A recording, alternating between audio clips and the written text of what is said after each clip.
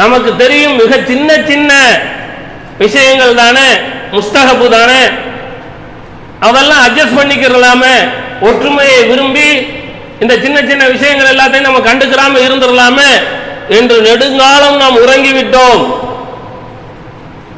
தொப்பி தானே, தொப்பியோட விஷயத்துல மார்க்க என்ன சொல்லுது? முஸ்தஹபுன் தானே வந்திருக்குது, விரும்பத்தக்க ஒரு ஆடைன்னு தானே வந்திருக்குது. அதனால என்ன செஞ்சுக்கிடுவோம், தொப்பி போடாட்டினாலும் பிரச்சனை இல்லை, வந்துட்டு போறாங்களே பள்ளிக்கு என்று நாம தூங்கிட்டோம், அமைதியா இருந்துட்டோம்.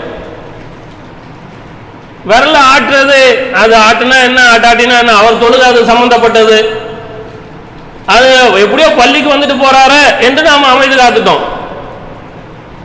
இது மாதிரி சின்ன சின்ன விஷயங்கள்ல நாம பொறுமையாக இருந்ததனுடைய விளைவு இன்று சமூகம் எங்கு நிற்கிறது என்றால், நான் இந்த இமாமுக்கு பின்னால் தொழ மாட்டேன், எங்கள் ஊரில்